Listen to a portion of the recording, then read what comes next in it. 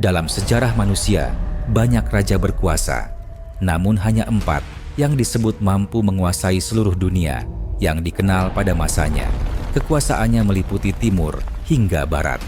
Bahkan, banyak kerajaan dan kekaisaran besar seperti Kerajaan Mongol, Kerajaan Inggris, Dinasti Qing, Kekhalifahan Abbasiyah pun tidak mampu untuk menguasai seluruh dunia.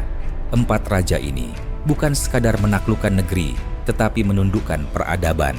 4 raja ini memiliki satu kesamaan, kekuasaan mereka tidak tertandingi, bahkan sampai hari ini. Namun, cara mereka berkuasa dan akhir kisah mereka sangatlah berbeda. Diriwayatkan dari ulama tabi'in, Muhajid bin Jabr mengatakan, Rasulullah bersabda, Raja bumi ada 4, 2 mukmin dan 2 kafir. Tidak semua orang siap mendengar kisah ini, tapi jika kamu masih menonton sampai titik ini, subscribe channel ini, karena apa yang akan kita bahas mungkin akan mengubah cara pandangmu tentang kekuasaan dan dunia. Nebukadnezar atau Bukhtunasar dikenal sebagai raja terbesar Babilonia dan salah satu penguasa paling berpengaruh dalam sejarah dunia kuno. Nebukadnezar hidup pada sekitar 634 sampai 562 sebelum Masehi, di masa ketika dunia dikuasai oleh imperium-imperium besar dan peperangan menentukan nasib peradaban. Pada zamannya, Mesir, Asyur, dan Babilonia berebut dominasi. Kota-kota besar masih bertembok raksasa. Agama dan kekuasaan politik sangat terkait erat. Ciri utama Nebukadnezar sangat ambisius, keras, disiplin, percaya pada kekuatan militer. Maka, Nebukadnezar menaklukkan dunia dengan besi, api, dan darah. Ia adalah wajah imperialisme murni. Nebukadnezar memimpin Babilonia di masa ketika dunia dikuasai oleh kerajaan-kerajaan besar yang saling berebut pengaruh. Ia mewarisi negara kuat, namun ia mengubahnya menjadi imperium global. Wilayah kekuasaannya meliputi Mesopotamia, Syam, Palestina, sebagian Anatolia, jalur perdagangan utama dunia kuno. Siapa menguasai Babilonia, menguasai ekonomi dan politik dunia saat itu. Namun ia meyakini satu hal, bahwa dunia hanya tunduk pada kekuatan. Pasukan Babilonia sudah terlatih sejak muda, dipersenjatai lengkap, dan tidak mengenal belas kasihan. Nebukadnezar melakukan penyerangan di berbagai kota dan menumpas pasukan. Bahkan dia juga menawan ribuan kaum Yahudi, keturunan dari Nabi Yakub dan Nabi Daud. Mereka mengepung kota-kota berbulan-bulan hingga kelaparan memaksa rakyat menyerah. Melawan Nebukadnezar dibalas dengan pembantaian, perbudakan, penghancuran total. Nama Nebukadnezar menyebar sebelum pasukannya tiba. Nebukadnezar paham satu hal, ketakutan lebih murah daripada perang. Ia dengan sengaja menghancurkan kota-kota simbolik, mengeksekusi pemimpin publik, memamerkan tawanan perang untuk menebar ketakutan ke seluruh dunia. Pesannya jelas, melawan berarti lenyap. Puncak kekejamannya terjadi saat ia menyerbu Yerusalem. Pasukan Nebukadnezar mempunyai kekuatan besar. Mereka kemudian berhasil mengobrak-abrik Yerusalem. Kaum Bani Israel pun kocar-kacir. Banyak mereka yang terbunuh, kabur, dan juga banyak mereka yang akhirnya menjadi tawanan. Dikepung, dihancurkan, dijarah, dan Baitul Maqdis diratakan. Nebukadnezar membangun Babilonia menjadi kota paling megah di muka bumi. Ia berdiri di puncak istananya dan berkata dengan penuh kesombongan, "Bukankah ini Babilonia yang kubangun dengan kekuatanku untuk kemuliaanku?" Kerajaan Nebukadnezar terlihat kokoh, namun pondasinya rapuh. Kekuasaan hanya bergantung militer. Tidak ada keadilan sejati, tidak ada iman yang menopang, tidak ada cinta rakyat. Imperium seperti ini tampak kuat dari luar, namun kosong di dalam. Setelah masa kejayaannya, banyak wilayah mulai memberontak. Musuh-musuh lama bangkit. Kepercayaan terhadap kekuasaannya perlahan mulai runtuh. Babilonia jatuh bukan karena satu serangan besar, melainkan pelapukan dari dalam. Pertahanan yang dulu tak tertembus, akhirnya dibuka. Kota yang dulu ditakuti dunia jatuh ke tangan musuh. Imperium yang menguasai dunia itu runtuh tanpa kehormatan. Nebukadnezar meninggalkan satu pesan pahit. Kekuasaan yang dibangun di atas kesombongan akan runtuh oleh kesombongan itu sendiri.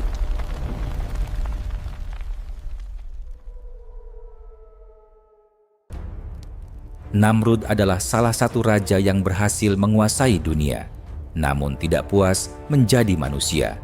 Namrud ingin lebih, ia ingin disembah. Dan dari sanalah lahir salah satu kekuasaan paling gelap dalam sejarah dunia. Namrud hidup di masa ketika manusia baru mengenal kota, kerajaan, dan kekuatan militer. Ia menguasai wilayah yang sangat luas di pusat peradaban kuno, tanah subur, jalur perdagangan, dan populasi besar. Artinya, siapa yang menguasai wilayah itu, menguasai ekonomi dunia saat itu. Namrud memanfaatkan momen ini untuk membangun kerajaan absolut. Tidak seperti raja beriman, Namrud membangun kekuasaan melalui 4 pilar kegelapan. 1. Militer besar tanpa belas kasih. Namrud membentuk pasukan raksasa dengan jumlah yang sangat besar dan sangat kejam tanpa ampun. Ia menaklukkan negeri-negeri kecil dengan pembantaian terbuka agar kabar ketakutan menyebar sebelum pasukannya tiba. Perang baginya bukan alat terakhir, perang adalah pesan politik. 2. Propaganda ketuhanan. Inilah inti kekuasaan Namrud. Ia tidak hanya berkata, "Aku raja," tapi ia berkata, "Aku adalah Tuhan." Ia memanfaatkan ketidaktahuan rakyat, menciptakan narasi bahwa hidup dan mati di tangannya. Rezeki datang dari izinnya. Keselamatan hanya dari ketaatan padanya. Ia bahkan memperagakan kekuasaan palsu, membebaskan satu tahanan, membunuh yang lain, lalu berkata, "Lihat, aku bisa menghidupkan dan mematikan seseorang." 3. Teror sistematis dan genosida. Saat muncul ramalan bahwa akan lahir seorang anak yang menghancurkan kekuasaannya, Namrud panik.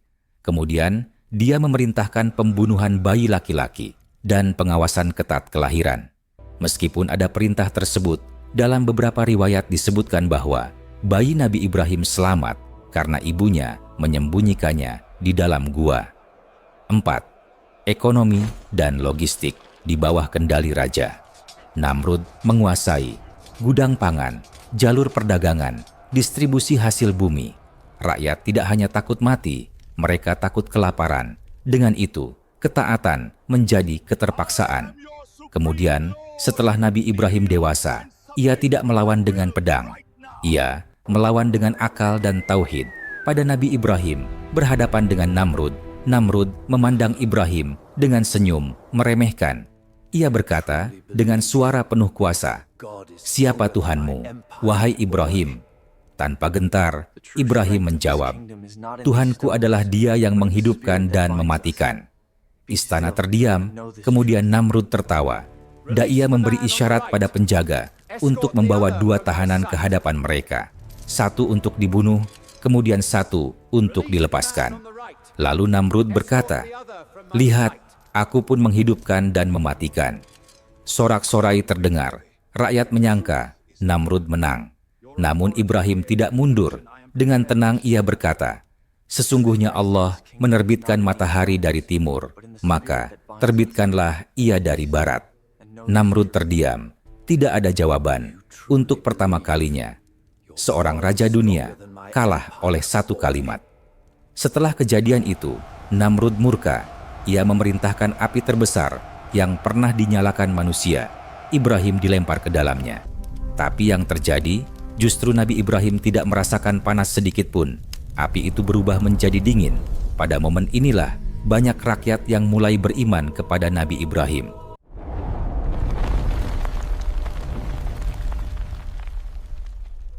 Namrud tidak mati di medan perang, tidak mati di singgasana. Allah mengirim seekor nyamuk kecil. Makhluk itu masuk ke hidungnya, menembus kepalanya. Raja dunia itu menjerit, memukul kepalanya sendiri, hingga membenturkan kepalanya ke dinding. Dia hidup dalam siksaan panjang, kemudian dia mati dalam keadaan yang sangat mengenaskan. Namrud memang bisa menguasai dunia, namun bahkan seorang raja yang berhasil menguasai dunia tidak mampu untuk mengendalikan seekor nyamuk.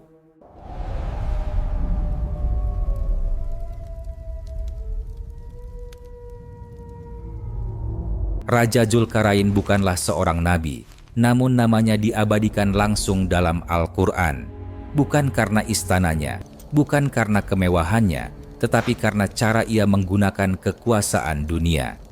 Berbeda dengan cara dua raja yang sudah dibahas sebelumnya, beliau mempergunakan kekuasaannya dengan sangat baik dan adil. Dzulkarnain bukan raja yang menunggu upeti, ia menjelajah dunia dengan pasukan besar, menembus wilayah-wilayah yang belum tersentuh hukum. Bahkan, di dalam riwayat, dia tidak memiliki istana kerajaan, karena selama ini dia selalu melakukan perjalanan panjang dengan pasukan besarnya. Perjalanannya tercatat dalam 3 fase besar. Barat ekstrem, negeri yang hidup dalam kegelapan moral. Timur ekstrem, masyarakat tanpa perlindungan peradaban. Wilayah terisolasi, tempat ancaman global bersembunyi. Dzulkarnain tidak mengandalkan satu kekuatan saja, tapi ia menggabungkan 4 pilar utama kekuasaan dunia. 1. Kekuatan militer yang terorganisir. Pasukannya sangat disiplin, terlatih, patuh penuh kepada rajanya. Ia tidak berperang sembarangan. Setiap ekspedisi memiliki tujuan jelas, jalur logistik, strategi bertahap. Tidak ada wilayah yang jatuh secara kebetulan, semua melalui perhitungan matang. 2. Keadilan sebagai senjata utama. Saat sebuah negeri ditaklukkan, Dzulkarnain tidak langsung menghancurkan. Ia mengumpulkan rakyat dan berkata, "Siapa yang zalim akan kami hukum. Siapa yang beriman dan berbuat baik akan kami balas dengan kebaikan." Inilah yang membuat pemberontakan hampir tidak ada. Rakyat justru menjaga wilayahnya. Kekuasaan menjadi stabil. Kerajaan lain menguasai dunia dengan menebar rasa takut, tapi Dzulkarnain menguasai dengan kepercayaan. 3. Politik tanpa korupsi kekuasaan. Dzulkarnain tidak menjadikan daerah taklukan sebagai ladang kekayaan pribadi. Ia tidak menumpuk harta dengan cara tidak memeras rakyat. Ia menempatkan pemimpin lokal dan memastikan hukum berjalan. Kekuasaan baginya adalah amanah, bukan hak mutlak. 4. Teknologi dan manajemen proyek raksasa. Puncak kekuasaannya terlihat saat ia menghadapi Ya'juj dan Ma'juj. Ancaman ini bukan sekadar musuh militer, tetapi bencana global. Dzulkarnain memimpin pembangunan benteng raksasa dengan menggunakan besi dan tembaga cair. Pasukannya sangatlah cekatan dalam mengumpulkan bahan yang diperlukan. Saat rakyat ingin membalas jasanya dengan harta dan penghormatan, Dzulkarnain menolak. Ia berkata, "Apa yang Allah berikan kepadaku lebih baik, bantulah aku dengan tenaga." Bayangkan seorang penguasa dunia yang tidak tergoda oleh dunia. Ini bukan hanya benteng, tapi ini adalah proyek peradaban.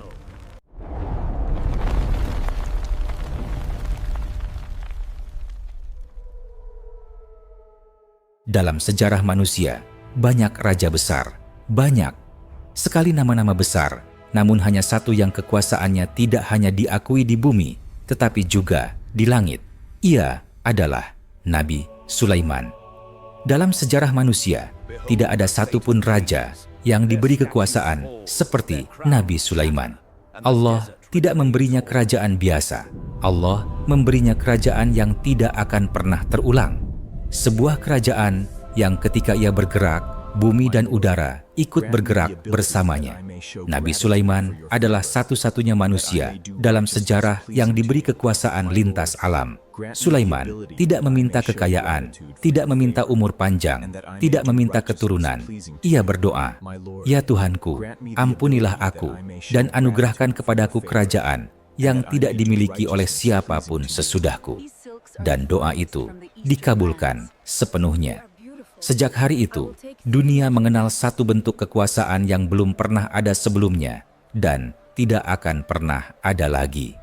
Kerajaan Nabi Sulaiman berdiri di atas 3 alam kekuasaan. 1. Manusia sebagai penegak hukum, negara, dan diplomasi. Manusia diberikan tugas untuk menjalankan pemerintahan, menegakkan hukum dan peradilan, memimpin militer darat, dan diplomasi antar kerajaan. Kerajaannya tertib, tidak ada pemberontakan, tidak ada kekacauan. Semua tunduk bukan karena takut, tetapi karena keadilan dan wibawa kenabian. 2. Bangsa jin sebagai penggerak industri, konstruksi, dan teknologi. Inilah keunggulan yang tidak bisa ditiru kerajaan manapun.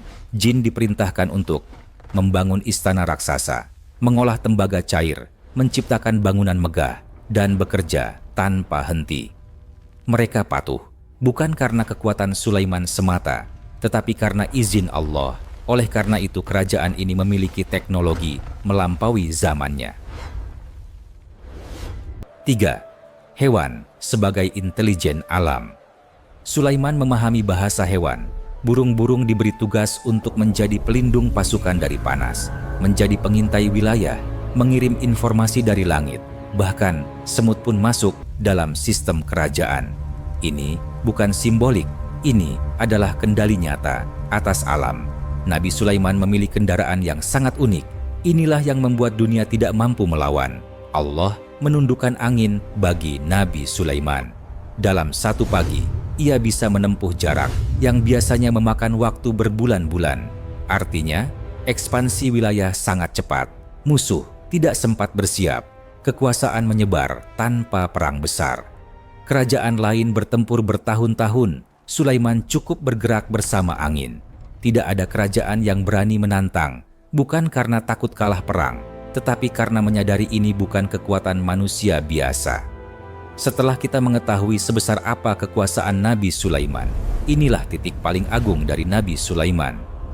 Berbeda dengan dua raja sebelumnya, Namrud dan Nebukadnezar, saat berhasil menguasai dunia, mereka langsung sombong, bahkan mengaku dirinya Tuhan. Tapi Nabi Sulaiman, dia tidak pernah menyombongkan dirinya. Saat melihat singgasana Ratu Balkis dipindahkan dalam sekejap mata, ia tidak berkata, "Lihatlah kekuatanku." Tapi ia berkata, "Ini adalah karunia dari Tuhanku untuk mengujiku apakah aku bersyukur atau kufur." Kekuasaan baginya bukan kemuliaan, kekuasaan adalah ujian iman. Nabi Sulaiman memang mampu untuk menguasai seluruh dunia, tapi dunia tidak mampu menguasai Nabi Sulaiman. Dan inilah penutup yang membuat dunia terdiam. Nabi Sulaiman wafat dalam keadaan berdiri, bersandar pada tongkat. Para jin tetap bekerja. Mereka takut berhenti. Mereka mengira rajanya masih hidup. Berbulan-bulan, hingga seekor rayap kecil menggerogoti tongkat itu. Tubuh Nabi Sulaiman jatuh, dan seluruh alam sadar. Kekuasaan terbesar pun tetap tunduk pada kematian atas izin Allah. Apa yang baru saja kamu dengar bukan sekadar cerita masa lalu. Ia adalah pesan untuk hari ini dan peringatan untuk hari esok. Subscribe channel ini karena masih banyak kisah yang belum berani diceritakan.